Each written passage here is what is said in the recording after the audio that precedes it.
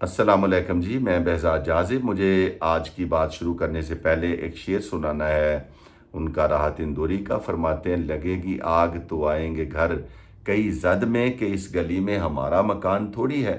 جی بالکل صحیح فرمایا تھا انہوں نے کہ آگ کی آنکھیں نہیں ہوتی، آگ کا احساس نہیں ہوتا، آگ نہیں جانتی کہ کسے جلانا ہے اور کسے بچانا ہے۔ یہ میرے ذہن میں تب سے گھوم رہا ہے جب سے یہ نیوز آئی ہے کہ ڈونلڈ ٹرمپ پہ بھی اٹیک ہو گیا اور وائٹ ہاؤس تک رسائی ہو گئی دہشت گردی کی۔ اور یہ جو دہشت گرد تھا کولی تھامسن یا کولی تھامس جن کا نام تھا، کیلیفورنیا سے ان کا تعلق تھا، 30 سال ان کی عمر ہے، اور اس نے یہ اٹیک کیا۔ شوٹ گن اس کے پاس تھی، چاقو اس کے پاس تھے، اور یہ باقاعدہ چیرتا ہوا حفاظتی سار کو آگے نکلا ہے۔ اس نے ایک گولی چلا بھی دی، یہ گولی ایک حفاظتی اہلکار کو لگی، محافظ کو لگی، مگر اسے بلٹ پروف جیکٹ پہنی تھی اس لیے بچ گیا، جس کے بعد ڈونلڈ ٹرمپ کو ان کے گارڈز جو ہیں وہ لے کے باہر چلے گئے۔ بعد میں ڈونلڈ ٹرمپ نے، یہ بندہ ظاہر ہے پھر گرفتار ہو گیا، بعد میں پھر ڈونلڈ ٹرمپ نے پریس سے گفتگو کی اور انہوں نے کہا کہ مجھے نہیں پتا تھا کہ یہ جو منصب ہے صدارت کا یہ اتنا خطرناک ہے۔ اگر مجھے پتا ہوتا تو میں مارکو سے کہتا مجھے یہ لڑنے ہی نہ دیتا۔ حالانکہ یہ دوسری دفعہ صدر امریکہ بنے اور یہ کہہ رہے ہیں کہ مجھے پتہ ہی نہیں چلا کہ یہ اتنا پریشان کن ہے۔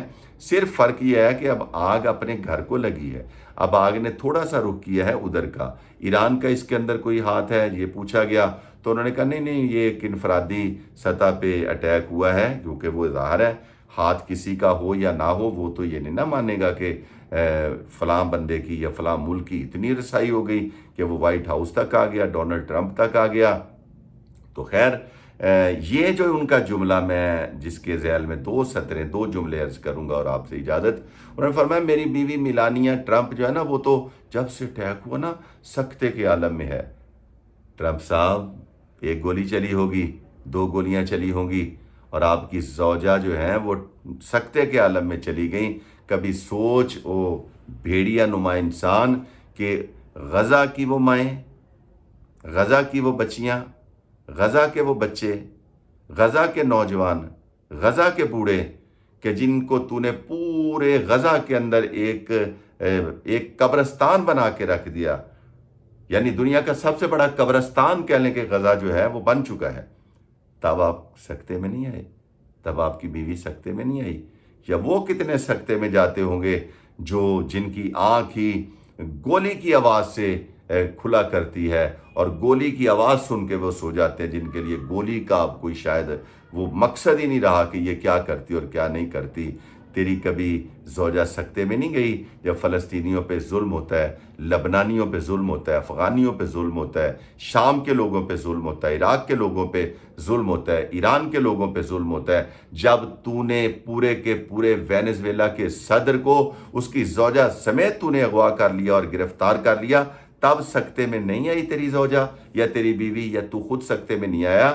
تو خدا را کچھ تو انسانی جبلت کا یا فطرت کا مظاہرہ کرو، کچھ تو اپنے آپ کو انسان ثابت کرو۔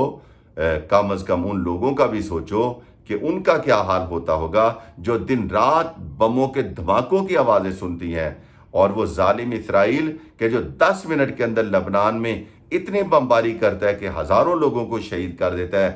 تب شاید آپ کو کوئی سکتہ نہیں ہوتا، نہ آپ کی زوجہ کو کوئی سکتہ ہوتا ہے۔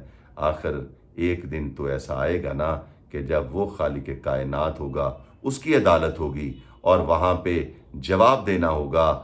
دنیا کے اندر تو گولی سے بچ سکتا ہے اپنے محافظ کے ساتھ، لیکن وہ بارگاہ ایسی ہے کہ جہاں پہ سوائے اس کے کہ تجھے اپنے نامہ اعمال کا حساب دینا پڑے گا، اور کوئی تجھے نہیں بچا سکے گا۔ انشاءاللہ تعالیٰ تازہ اپڈیٹس کے ساتھ دوبارہ آپ سے ملاقات ہوگی۔ اجازت دیجیے، اللہ حافظ۔